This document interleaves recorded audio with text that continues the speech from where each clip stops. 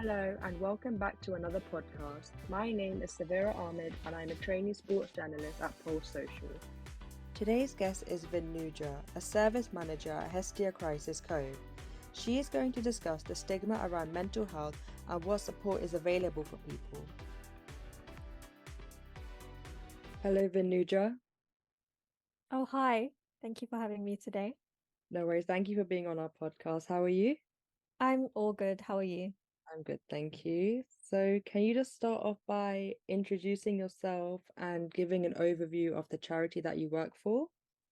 I'm Vinujah. People call me Vin. I'm one of the service managers at one of Hestia's mental health crisis services. I work particularly in Harrow, Northwest London. Overview of the charity. So Hestia is a charity we were established over 50 years ago, and we support individuals experiencing crisis. So that could be in domestic abuse, modern slavery, and those with mental health needs across London. I've actually been with Hestia for over 3 years now, and I started off as a mental health peer support worker, and now I'm a service manager in Harrow. Thank you for that. Can you tell us more about the support you offer to people? Yes, my service in particular, it's the Harrow Cove, which is a crisis service, but I'll speak about all the crisis services within Hestia. We provide a safe, homely place for people to just drop in and have a chat with someone, especially those in crisis. So people could just walk in, they don't require an appointment. And I think what makes us different is that we are open out of hours. So, for example, the Coves, which is one of the crisis services, we're open from 2 to 10 p.m. So when other services may be closed, people can just come to us, and we'll always have someone available to attend to them. So we see anyone aged 16 and over with any presentation. They don't require a diagnosis.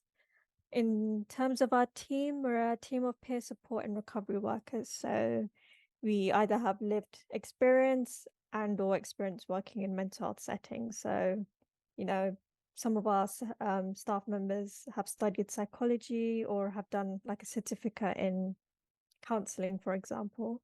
But our staff are provided with ongoing training.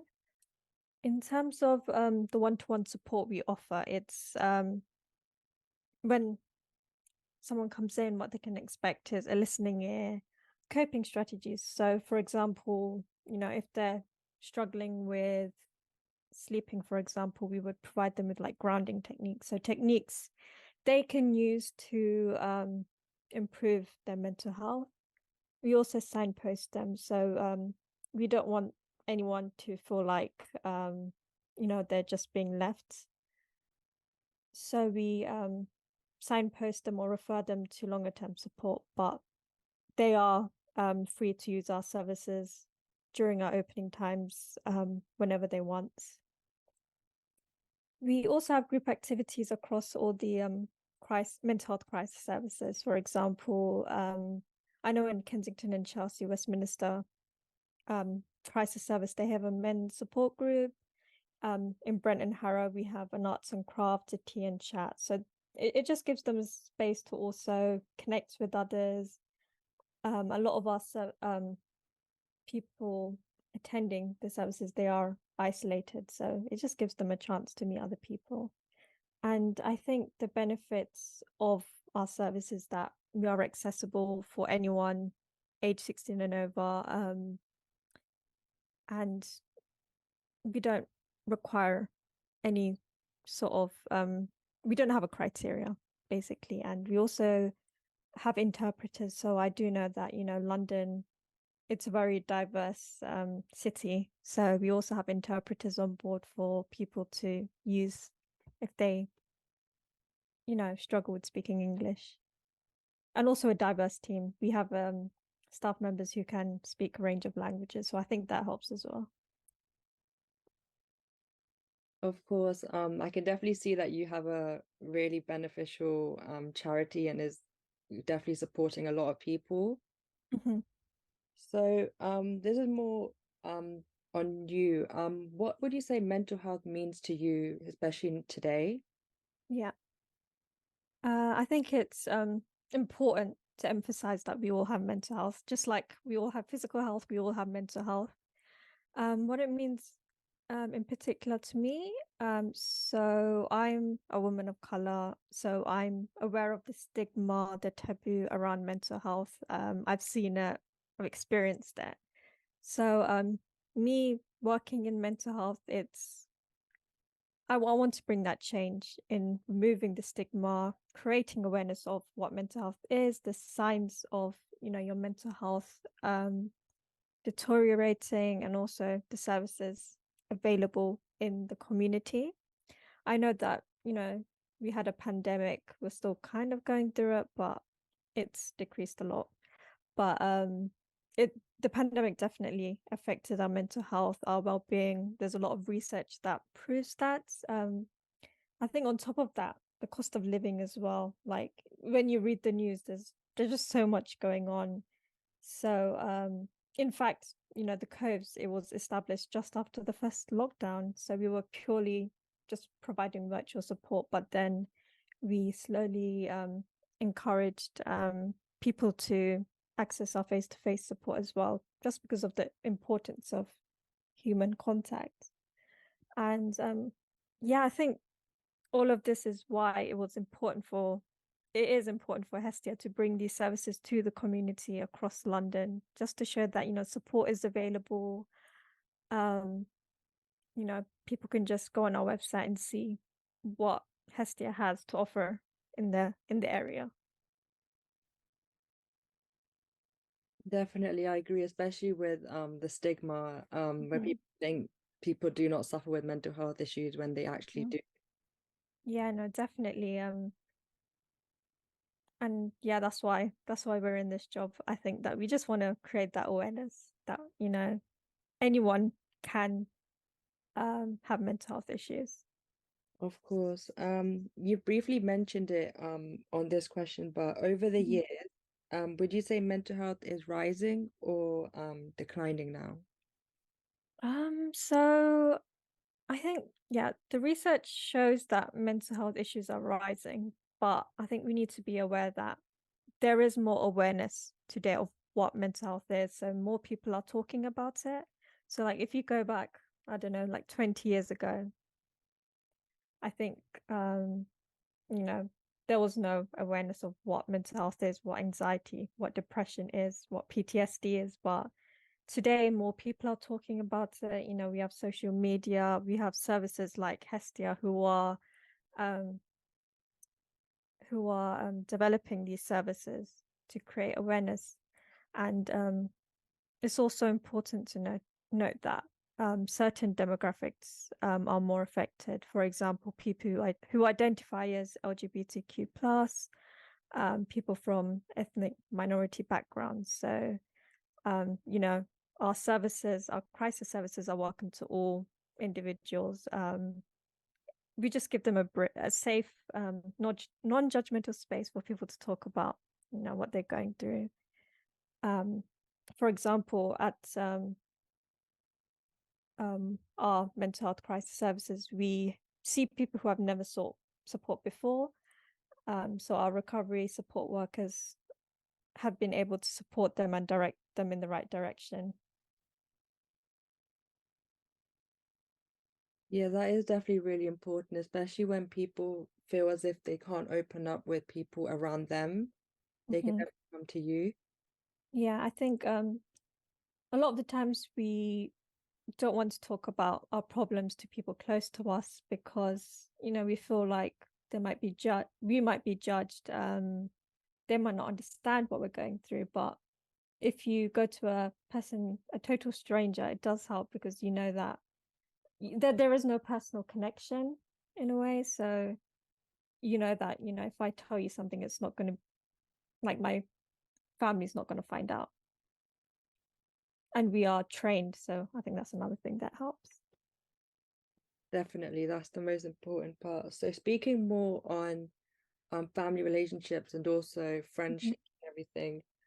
What are the signs that a friend, a family member, colleague, or anyone close to you should notice in a person if they are suffering with their mental health?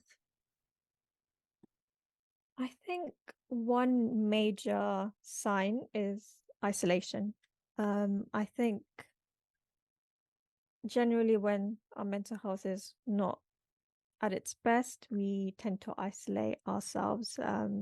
So if you notice, someone close to you, or just, anyone, a colleague or neighbor, if they're contacting you less or not replying to your message, or you just haven't seen them in a while, I think it's good to reach out to them, be a good listener. I don't think people expect you to be therapists or counselors, just be a listening ear.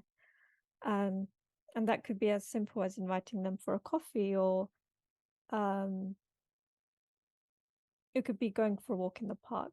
And I think that's, again, going back to the groups, why at our mental health crisis services, we've created these groups to give that social support to people, because, some people just might not have anyone to go to. So it's about creating that community as well.